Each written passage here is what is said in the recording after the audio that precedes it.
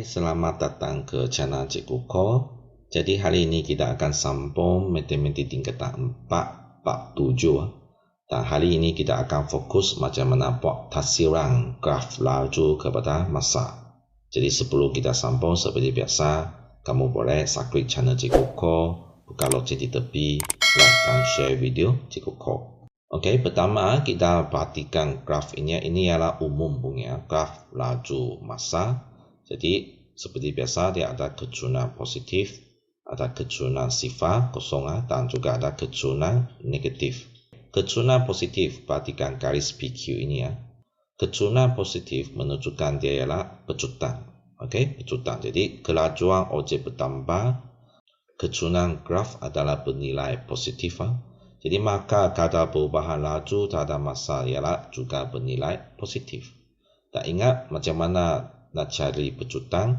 Pecutan ialah keturunan graf ini, betul? Maksudnya lumus kamu pun boleh pakai keturunan graf yang itu Y2 tolak dengan Y1 bahagi dengan S2 tolak S1. Okey, ini adalah lumus keturunan graf. Harap kamu masih ingatlah.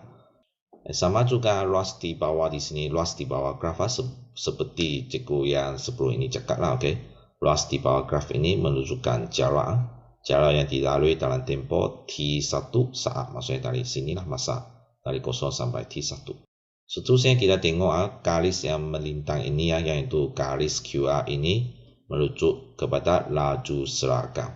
Maksud ingat bagi graf jarak kepada masa, garis yang melintang ini ialah menunjukkan objek itu dalam keadaan yang tidak bergerak, masih dalam keadaan bekum, betul? Tetapi bagi graf laju kepada masa, objek itu masih bergerak, tapi dia bergerak dengan laju seragam. Ini maksudnya keturunan sifar di sinilah. Okay, penjelasan dia QR, tidak ada perubahan laju terhadap masa sebab keturunan sifar dan objek itu masih bergerak, ingat tapi dengan laju seragam. Dan luas di bawah graf ini menunjukkan jarak yang dilalui dalam tempoh T2 tolak T1 saat. Masih ingat?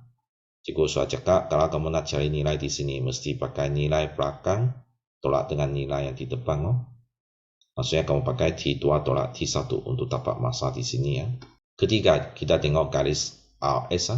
Maksudnya dia graf menurun, keturunan negatif, betul? Garis RS, kelajuan objek berkurang, keturunan graf ialah bernilai negatif. Maka kadar perubahan laju terhadap masa ialah bernilai negatif. Okey, dan kalau kelajuan dia berkurang, maksudnya dia menunjukkan nia pecutan, dan sama juga pakai rumus keturunan. Ingat, jawapan bagi nia pecutan ialah positif. Banyak pelajar keliru di sini. Cikgu, bukan sini beritahu bernilai negatif kan? Kenapa nia pecutan sini jawapan ialah positif? Ingat, nia pecutan di sini sudah membawa maksud dia ialah negatif. Kalau jawapan sini kamu beri negatif lagi, okay, maksudnya double, jawapan kamu akan double. Okay, maksudnya sini pun membawa maksud negatif, sini pun membawa maksud negatif. Boleh faham? Jadi maksudnya kalau kamu tulis nia pecutan, okay, jawapan kamu mesti positif. Jadi seterusnya tidak ada perubahan arah. Maksud ingat kalau bagi graf jarak masa, okay, kalau kamu tengok dia ada keturunan positif negatif. Kalau bagi graf jarak masa maksudnya dia ada dua arah, betul? Pergi dan balik. Tetapi bagi graf laju kepada masa, dia bergerak dengan satu arah sahaja. Hanya berbeza di sini ialah keturunan positif menunjukkan dia ialah pecutan. Keturunan negatif menunjukkan dia ialah nia pecutan. Tapi dia hanya satu arah sahaja. Jadi sama juga luas di bawah graf menunjukkan jarak yang dilalui dalam tempoh T3 tolak T2 saat. Seperti tadi cikgu cakap lah. Kalau nak dapat nilai di sini, guna T3 tolak dengan T2 untuk mendapat nilai di sini. Seterusnya kita tengok contoh 14. Graf laju masa di sebelah menunjukkan gerakan kereta Puan Salina dalam tempoh 15 saat. Okey, 15 saat. Hitung kadar perubahan laju dalam masa dalam meter S kuasa negatif 2. Ingat, unit bagi pecutan di sini ialah MS negatif 2. Ingat, mesti kuasa negatif 2. Kalau kuasa negatif 1 ialah menunjukkan dia ialah laju, bukan pecutan. bagi 5 saat yang pertama. Okey, 5 saat yang pertama. Maksudnya dari sinilah, garis ini ya, yang kecuali positif ini. Okey. Ingat kata perubahan laju di sini, banyak pelajar tidak faham. Kata perubahan laju di sini, dia boleh menunjukkan pecutan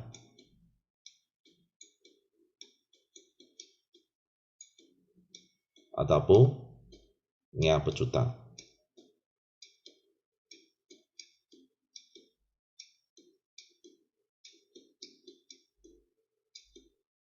Okey, boleh faham? Maksudnya kata perubahan laju ini maksudnya dia ada boleh wujud dua jawapan lah. Dia boleh bernilai positif ataupun bernilai negatif. Okay, jadi macam-macam cari jawapan, kamu boleh perhatikan dia pakai rumus kecurangan itu Y2 tolak Y1 bahagi dengan S2 tolak S1. Jadi kamu tengok dia pakai dua koordinat. Okay, koordinat ini adalah berapa? 0, 20, betul? Dan koordinat di sini adalah 5, 40. Dan 0, 20 ini ialah S1, Y1 lah. Dan 5, 40 ini ialah S2, Y2. Jadi kamu boleh tengok dia pakai 40 tolak 20. Okey, Y2. Okey, Y2 40 tolak dengan 20. Y1 bahagi dengan S2 di sini 5 tolak dengan 0. Jadi tekan kalkulator, jawapan soal keluar. B. Huraikan gerakan. Jadi kata kuncian huraikan gerakan kereta bagi tempoh 5 saat yang kedua. Jadi 5 saat yang kedua menunjukkan ini. Dari 5 sampai 10. Okey, 5 saat yang kedua. Jadi kalau kamu dapat huraian bagi garis yang berlintang ini, maklumat kata kunci yang ada mesti laju serahkan, nilai dia ialah berapa. Okey, kata kunci pertama dan masa. Okey, berapa masa dia. Jadi ini adalah kata kunci yang kedua. Masih ingat bagi graf jarak kepada masa.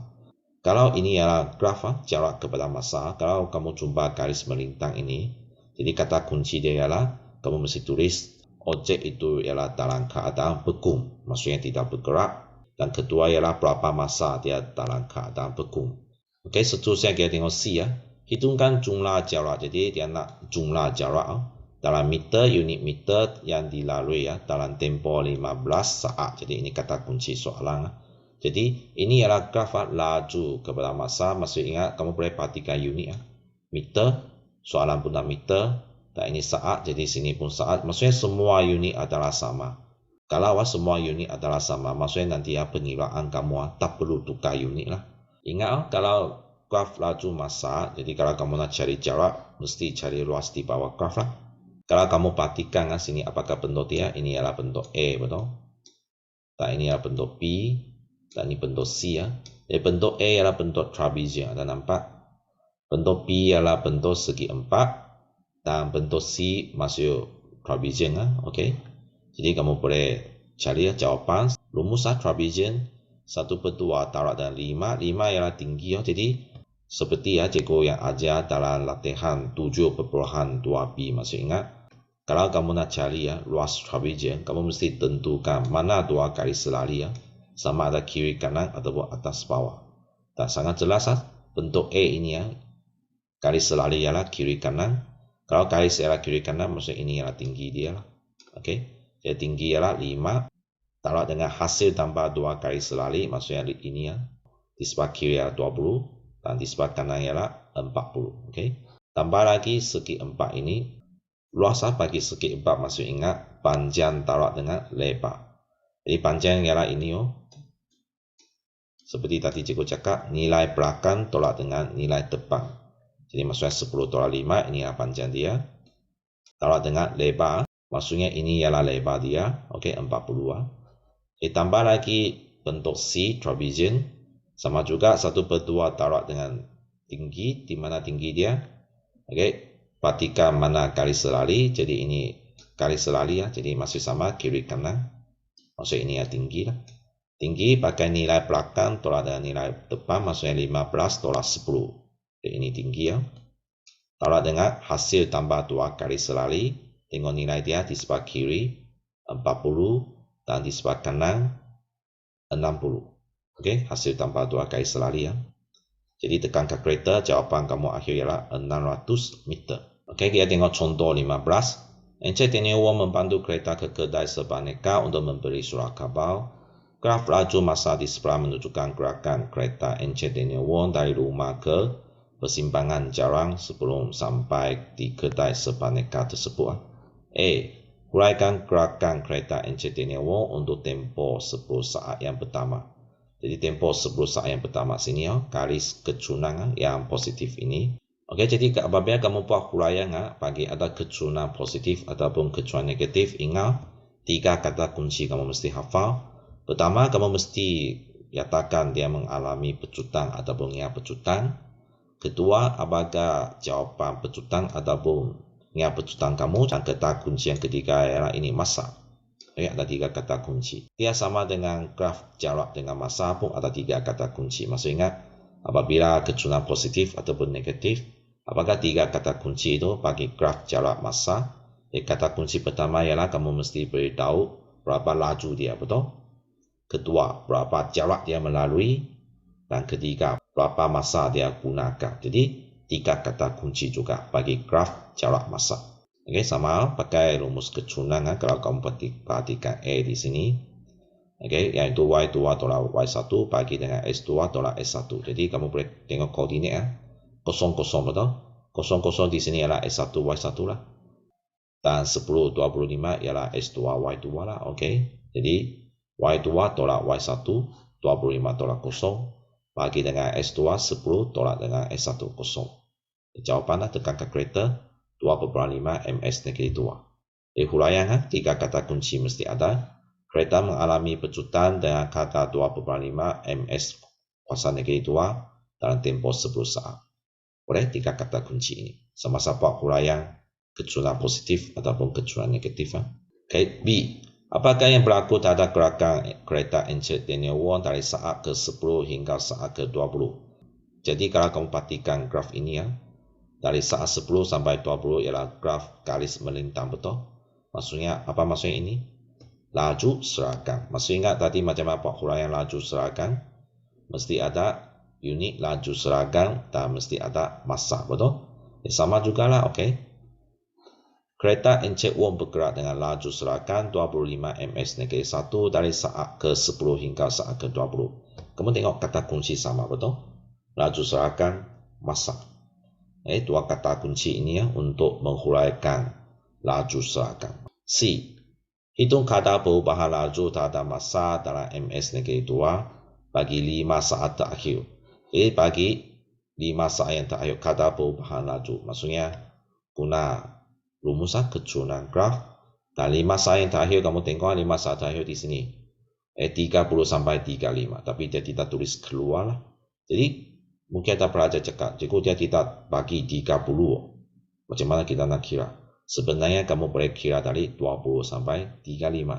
Sebab kenapa? Sebab mereka mempunyai kecurangan yang sama. Ingat tak kisah dia kecurangan positif ataupun kecurangan negatif.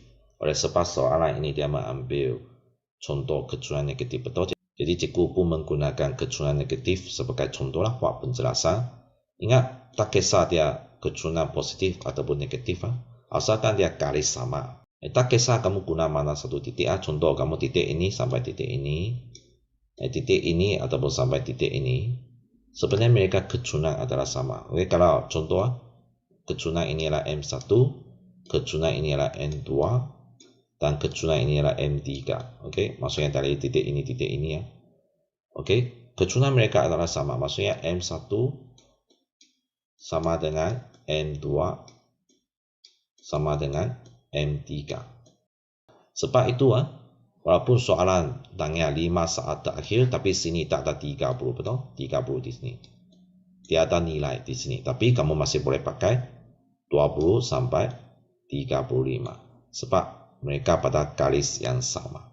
Jadi kamu boleh tengoklah penjelasan dia, kamu tengok C, kadar perubahan laju sama juga guna rumus kecurangan Y2 tolak Y1 bagi dengan S2 tolak S1. Okey, dia pakai ini titik ini. Dia pakai titik ini okey. Titik ini adalah berapa? 20, 25, betul? Ini adalah S1 Y1. 350 S2 Y2. Jadi dia pakai Y2 ialah 0 tolak 25. Kamu tengok 0 tolak 25. S2 ialah ini 35 tolak dengan 20. Okey. 35 tolak dengan 20. Maksudnya kecurangan mereka sama. Asalkan dalam satu garis, tak kisah kamu pakai mana satu titik, memang jawapan akan beri sama. Jadi kadar perubahan laju terhadap masa untuk 5 saat yang terakhir sama dengan 15 saat terakhir. Ini maksud dia lah. Sebab kali sama, kecurangan sama. Jadi jawapan dekat kalkulator ada negatif lah. Saya sudah cakap jawapan bagi kadar perubahan laju dan jawapan bagi pecutan dia boleh dalam jawapan nilai positif ataupun negatif. Hafal. Dan jawapan kamu pun boleh tulis pecutan sama dengan negatif 5/3 ms negatif 2. Maksudnya jawapan pun boleh dalam positif dan negatif. Hanya jawapan di sini ya, negatif di sini menunjukkan dia laju berkurangan. Okey, boleh faham di sini. Tetapi kalau kamu tulis jawapan ialah nia pecutan kata kunci ni ya, nia pecutan, ingat jawapan kamu mesti kekal positif. Hanya apabila kamu kira dia jawapan negatif, baru kamu boleh tulis nia pecutan. Kalau kamu jawapan kira ialah positif, kamu jangan tulis jawapan ialah nia pecutan. Okey, soalan yang terakhir D ya. Hitung jarak dalam meter yang dilalui semasa nia pecutan dan huraikan gerakan kereta dalam tempoh itu. Jadi maksudnya huraian juga ada nampak. Dan dia nak kamu cari ya jarak dalam meter. Okey, bagi garis nia pecutan ini ya. Jadi sama juga kalau nak cari jarak, masih ingat luas di bawah graf. Okey, luas di bawah graf. Dan kamu boleh tengok dia ialah bentuk segitiga. Okey, masih ingat rumus bagi luas segitiga. 1/2 taruh dengan tapak, taruh dengan tinggi. Jadi ini ialah tapak, ini ialah tinggi lah. Jadi kamu boleh tengok pengiraan dia. Jarak yang dilalui semasa nia pecutan sama dengan jarak dalam 15 saat terakhir.